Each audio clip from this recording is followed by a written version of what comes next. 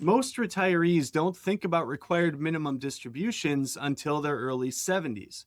But here's the problem: by the time those RMDs actually start, a lot of your best planning years are already behind you. And for some retirees, that can mean tens of thousands of dollars per year of forced income and taxes on that income that they didn't fully anticipate. So, in this video, I want to show you three things: how RMDs really work, how to estimate what yours might look like, and why they can have ripple effects years before they ever begin. So, at its simplest level, an RMD is a required withdrawal from a pre tax retirement account like an IRA or a 401k.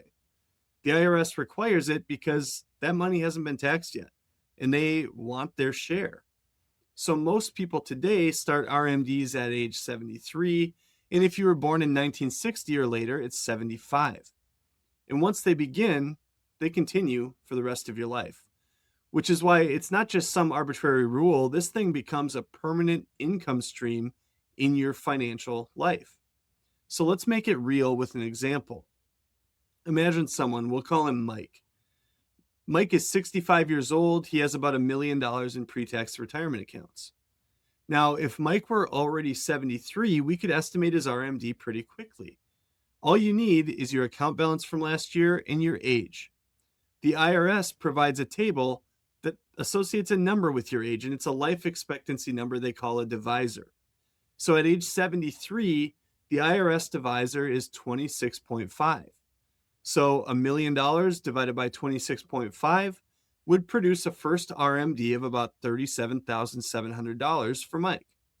And I'll put the IRS table on the screen here so you can see where that comes from. Now, here's the thing: Mike isn't 73 yet, he's 65. So let's project forward. And you can use this on your own situation to try to get an idea what this might look like.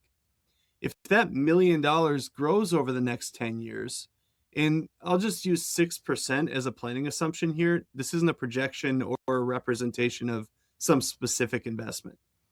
But by age 75, that balance could be around $1.8 million. Now, let's apply the RMD rules again. At age 75, because that's his RMD age, the IRS divisor is 24.6, so roughly 1.8 million divided by 24.6. That'll create a required minimum distribution in the range of $70,000 to $75,000 a year. And this is typically where the light bulbs start to go on, because what used to feel like a distant rule out in the future now starts to look a lot more like future income and future taxes. And remember, this income shows up whether you need it or not, whether you want it or not. So let's come back to Mike and start to look at the bigger picture. Let's say Mike also has a pension and he has Social Security that's pretty good. And together, those create around $80,000 of baseline taxable income in retirement. On the surface, Mike feels really comfortable because his lifestyle's covered. He's not heavily dependent on his portfolio, and he's feeling pretty good. But once RMDs begin, that picture starts to change. Now we add another $70,000 of forced IRA income on top of that. And suddenly Mike's total income is closer to $150,000 per year.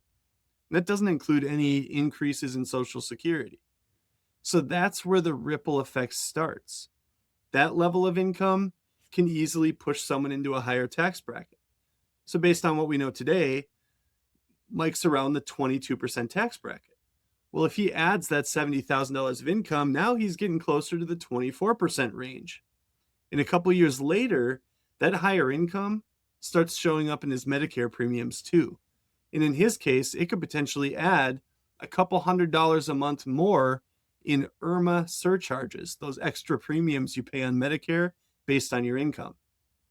Now, to be clear, for many people like Mike, this isn't financially devastating. It's not a question of whether he can afford it. He can still afford his lifestyle and pay the extra premiums and pay the extra tax. But often it feels surprising to people because it wasn't caused by anything they did, like overspending. It was caused because of this rule and because of how his income stacks.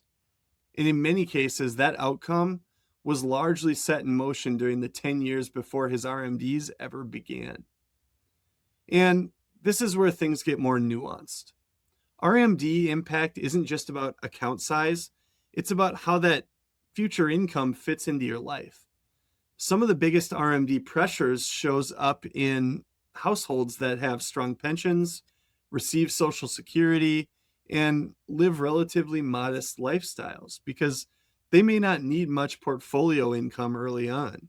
So the money compounds, and then the RMDs stack on top of their income that they were already comfortable with. Now, on the other hand, RMDs can matter less for people who are already drawing from their portfolios. So if you're consistently taking distributions to support your lifestyle, your normal withdrawals might already be close to your future RMDs, or maybe even more.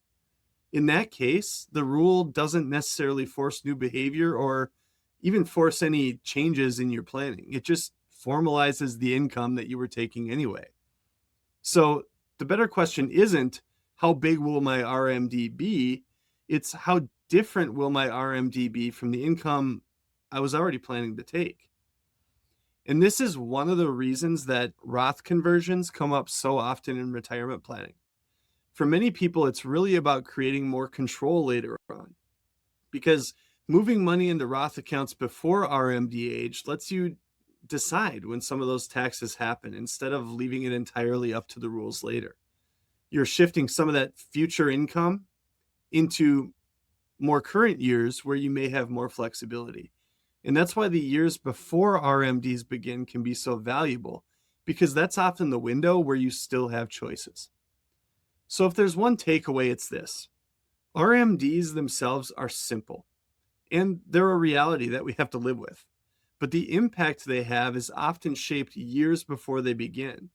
So even if you're still a decade away from your first required minimum distribution, understanding what it looks like now can give you more options later.